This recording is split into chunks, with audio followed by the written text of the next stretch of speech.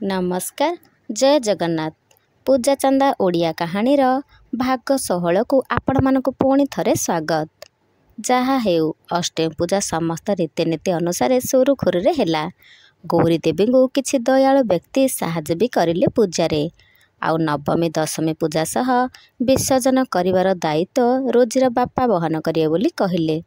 एक कथा शुणी जया रोजी आउ पिंकी समस्ते खुशी। सबुठु अधिक खुशी थिले गौरी देवी, किंतु मनटा तांकर गोळेई घांटी हेउथिला। नगेन बाबूंक पाई भाबुथिले आउ टेकी नहीं आसीबी कि तांको मांक पाखकु दर्शन कराई नहीं जिबी पुणी, किंतु मु एका केमिति आनिबी जे। रोजीर माँ बापा आउ पिंकी घर लोक भी समस्ते बुलिया पाई आसीथिले। रातिरे थकी जाई समस्ते शांतिरे सोई पड़िले, किंतु जया मन भितर अनेक भावना। रंजन काका कहवा अनुसार सुरेश काका ताठारो प्रतिशोध नेबा पाई चाहुछंती। से तो बड़ लोक आ मु तो छोट पिला। तांको आगरे छिड़ा होई तांको सम्मुखीन करिवार साहस आसुनाही मोर। मते आउ मारिदेबे नाही तो? ना ना ना, माँ तो सबुबेले कुहे जे सत् पथरे थाए ताको माँ दुर्गा सहाय हेबे बोली। मु तो काहार किछि क्षति करी नाही, मो सह किछि अघटन नै हौ, किंतु रंजन काका देइथिबा त्रिशूलटी को मो पाखरे रखिबी सबुबेले।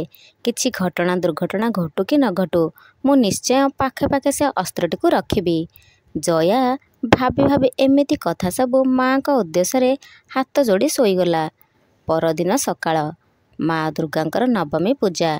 गौरीदेवी मनरे एते चिंता नहीं आजी।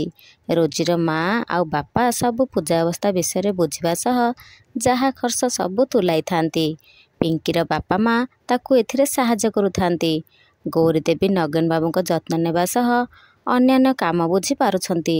सतरे मनीष रूपरे भगवान सेमाने। पूजार्चना भल भाबरे चलीछि। अधिकरु अधिक लोक भी माँ का दर्शन पाई दूर दूरांतरु धाई आसुछंती। जया पिंकी आउ रोजी भोग प्रस्तुत करी माँ का दर्शन करिबा लागि आसुछंती और भक्त मानकु प्रदान करुछंती।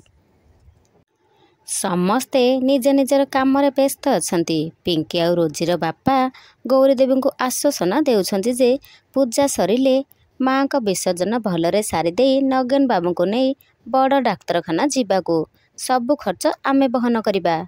गौरी देवी मनरे आशार किरण देखा देछि। एक कथा सुनिबा परे जया पूजा पाखरु उठी किछि समय पाई घर भितर को जाइछि आ नगेन बाबूंक पाखरे बसी तांको गोड़ हाथ चिपी देउछि। कहूछि बापा तुमे व्यस्त हो नहीं, मु जानिछि बाहर लोक आसी माँ को दर्शन करी जाउछंती, किंतु तुमे पाखरे थाई भी जाई पारुना बाहर को। तुमे आउ किछि समय अपेक्षा कर, लोक मानक भीड़ टिके कमी गले मु तुमको बाहर को नहीं माँ का दर्शन कराई आनिबी। नगेन बाबूंक ओठरे हस खेलीगला। जया भी मने मने खुशी होईगला नगेन बाबूंक खुशी देखी। जया घरु बाहरी आसी पुणी कामरे लागिगला। आनंदरे उत्सव मुखर होई उठिथिले गौरी देवींक घर सामना। घंट घंटा हुलहुली शंखनादरे गगन पवन प्रकमित हेउथिला। झुणा धूप बास्नारे मनर सबु प्रकारर दुख दुर्दशा दूरे हेउथिला। खुशीरे कुरुल उठुथिले तिनि सांग। सेमाने केबे भी भाबी नथिले तांको हातरे तियारी माँ का प्रतिमा एमिति सुंदर भावरे पूजा पाइबे बोली।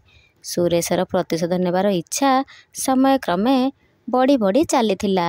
मने मने निष्पत्ति नेला माँ का विसर्जन समय समस्ते व्यस्त थिबे। से देह खराब अच्छी बोली कही आ विसर्जन समय आसीब नाही।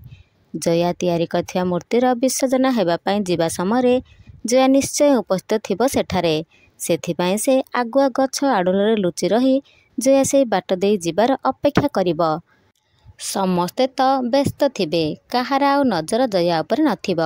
भीड़ भितर से पशि जाई जया को टाणी रास्ता पाख जंगल को नहीं चली जिब। केही जानि भी पारिबे नाही कथा। आउ जयार कौळ मांस को मन भरी उपभोग करिब।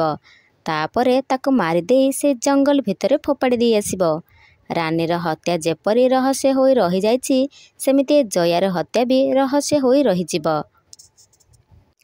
गौरी देवी लक्ष्य करिले केही जने स्त्री लोक मुंड को साड़ी कानी पूरा ढांकी देई तर तर होई माँ को आड़ को आसुछि।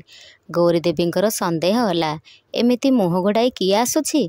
ପୁଣି ଲାଗୁଛି ଯେପରି ସେ ଲୁଚି ଲୁଚି ଆସୁଛି। କେହି ତାକୁ ଲକ୍ଷ୍ୟ କରୁନାହାନ୍ତି ତ।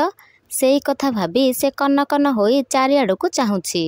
ଗୌରୀ ଦେବୀ ଆଉ ଧୈର୍ଯ୍ୟ ଧରି ରହିପାରିଲେ ନାହିଁ। ସେ ତା ପାଖକୁ ଯାଇ ତାକୁ ଅଟକାଇ ଦେଲେ।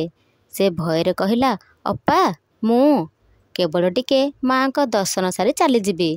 ସ୍ତ୍ରୀ ଲୋକଟିର ସ୍ୱର ଜଣାଶୁଣା ଲାଗିଲା ଗୌରୀ ଦେବୀଙ୍କୁ। ସେ ତାକୁ ପଚାରିଲେ, କିଏ? ମୁଁ ଜାଣିପାରିଲି ନାହିଁ। ଏମିତି ମୁହଁକୁ ଘୋଡ଼େଇ ଦେଇ କାହିଁକି ଆସୁଛ? ସେ ସ୍ତ୍ରୀ ଲୋକ ଜଣକ କହିଲେ, ଅପା, ମୋର ବିଳମ୍ବ ହେଉଛି। ଟିକେ ବାଟ ଛାଡ଼ିଦିଅ, ମୁଁ ସାଙ୍ଗେ ସାଙ୍ଗେ ଚାଲିଯିବି। ମୋର ଘରେ ସିଆଡ଼େ ବହୁତ କାମ ଅଛି। ଗୌରୀ ଦେବୀ ଆଉ କିଛି ନ କହି ତାକୁ ମାଆଙ୍କ ପାଖକୁ ନେଇ ଦର୍ଶନ କରାଇ ଆଣିଲେ। ଆଉ ତାଙ୍କ ହାତରେ ଭୋଗ ଦେଲେ ଖାଇବା ପାଇଁ। ସ୍ତ୍ରୀ ଲୋକ ଜଣକ ଭୋଗ ଧରି ତର ତର ଫେରି ଯାଉଥିଲେ। ଗୌରୀ ଦେବୀ ତାଙ୍କୁ ପଛରୁ ଡାକି କହିଲେ, ଯଦି ଖରାପ ନ ଭାବ ଟିକେ ଆମ ଘର ଭିତରକୁ ଆସିପାରିବ? ସେ ସ୍ତ୍ରୀ ଲୋକ ଜଣକ କହିଲେ, ନାଇଁ ଅପା, ମୋତେ ଆମ ଘରକୁ ଶୀଘ୍ର ଫେରିବା ପାଇଁ ପଡ଼ିବ। କେହି ମୋତେ ଯଦି ଏଠାରେ ଦେଖିଦିଅନ୍ତି ତାହେଲେ ବହୁତ ବଡ଼ ଅସୁବିଧା ହୋଇଯିବ। ମୋତେ କ୍ଷମା କରିଦିଅ ଅପା, ମୁଁ ଆସିଲି। ସେ ଚାଲି ଯାଉଥିଲେ। ଗୌରୀ ଦେବୀ ଯାଇ ତାଙ୍କ ମୁଣ୍ଡରୁ କାନି ବାହାର କରିଦେଲେ। ଏ ତ ସୁରେଶର ସ୍ତ୍ରୀ। ଏମିତି ଲୁଚି ଲୁଚି ଆସିବାର କାରଣ କ'ଣ ଗଙ୍ଗା? ପ୍ରଶ୍ନ କରିଲେ ଗୌରୀ ଦେବୀ। ଗଙ୍ଗା କହିଲା, ଅପା, ମୋତେ କେହି ଦେଖିନେଲେ ମୁଁ ଏଠିକି ଆସିଛି ବୋଲି ତାହେଲେ ମୋତେ ସେ ମାରିଦେବେ। ଗୌରୀ ଦେବୀ କହିଲେ, କିଏ ମାରିଦେବେ? ତୁ ଚାଲ ତ ଘର ଭିତରକୁ। ଗଙ୍ଗାକୁ ଗୌରୀ ଦେବୀ ଟାଣି ଟାଣି ଘର ଭିତରକୁ ନେଇ ଆସିଲେ।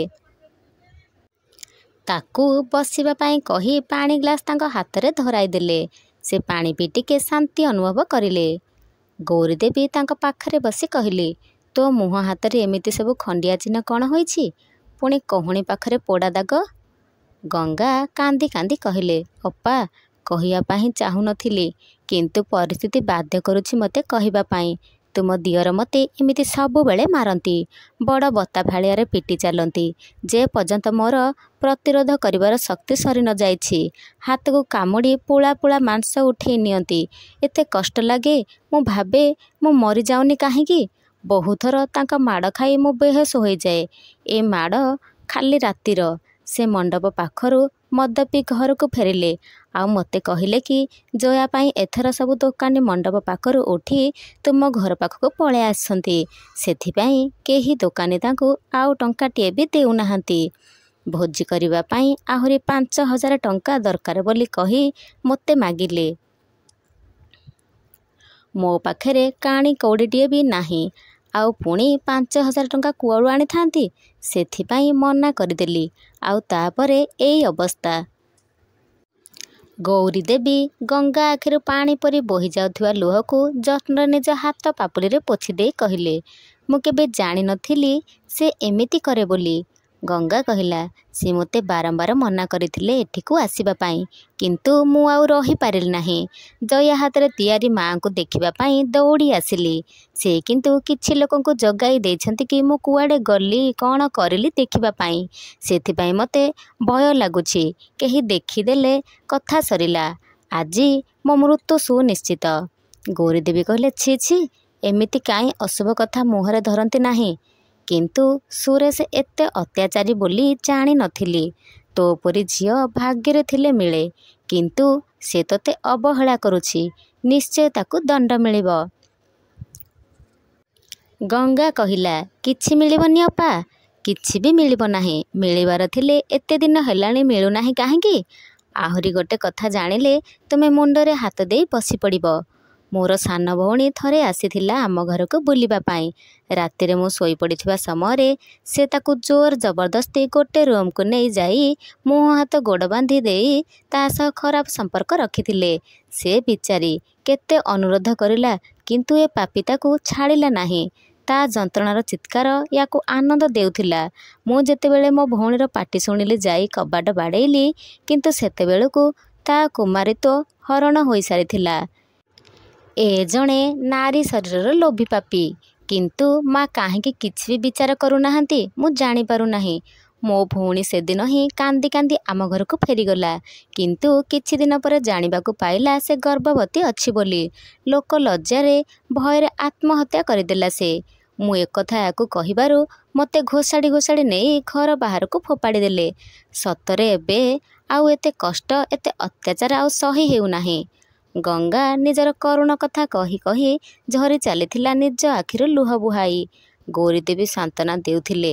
ଗଙ୍ଗାକୁ ଆଉ ମନେ ମନେ ନିଷ୍ପତ୍ତି ନେଉଥିଲେ, ସୁରଜକୁ ଯଦି ଜେଲ୍ ହୋଇଯାଏ ଏ ଗଙ୍ଗା ଟିକେ ଶାନ୍ତିରେ ନିଶ୍ୱାସ ମାରିବ। ଗୌରୀଦେବୀ କହିଲେ, ଗଙ୍ଗା, ତୁ ଯଦି ଖରାପ ନ ଭାବୁ ତାହେଲେ ମୋ ମତରେ ସୁରେଶକୁ ଜେଲ୍ ଦଣ୍ଡ ମିଳିବା ଉଚିତ। ଗଙ୍ଗା କହିଲା, ନାଇଁ ଅପା, ଜେଲ୍ ଦଣ୍ଡ ନୁହେଁ, ମୃତ୍ୟୁଦଣ୍ଡ ମିଳିବା ଦରକାର। କେହି ସ୍ତ୍ରୀ ଚାହାନ୍ତି ନାହିଁ ନିଜ ସ୍ୱାମୀର ମୃତ୍ୟୁ ହେଉ ବୋଲି। କୌଣସି ସ୍ତ୍ରୀଙ୍କ ପାଇଁ ନିଜ ସ୍ୱାମୀଙ୍କ ନାଁରେ ପିନ୍ଧିଥିବା ସିନ୍ଦୁର ଓଜନିଆ ହୋଇଯାଏ ନାହିଁ, କିନ୍ତୁ ମୋ ପାଇଁ ଓଜନିଆ ହୋଇଯାଉଛି, ବହୁତ ଅଧିକ ଓଜନ, ଯାହାକି ମୁଁ ବୋହି ପାରୁନାହିଁ। ନିଜ ପୁଅ ଝିଅଙ୍କୁ ବି ପିଟି ପିଟି ଦରମରା କରି ପକାଉଛି ସେ। ସେଥିପାଇଁ ଆଉ ସ୍ୱାମୀଙ୍କର ମଙ୍ଗଳ ମନାସିବା କଥା ଭୁଲି ସ୍ୱାମୀଙ୍କର ମୃତ୍ୟୁ ପାଇଁ ମାଆଙ୍କୁ ପ୍ରାର୍ଥନା କରୁଛି। ମୁଁ ବିଧବା ହେବାକୁ ଚାହୁଁଛି, ଆଉ ଏ ଦୁନିଆରୁ ଗୋଟେ ମହାପାପୀକୁ ମୁକ୍ତି ଦେବାକୁ ଚାହୁଁଛି।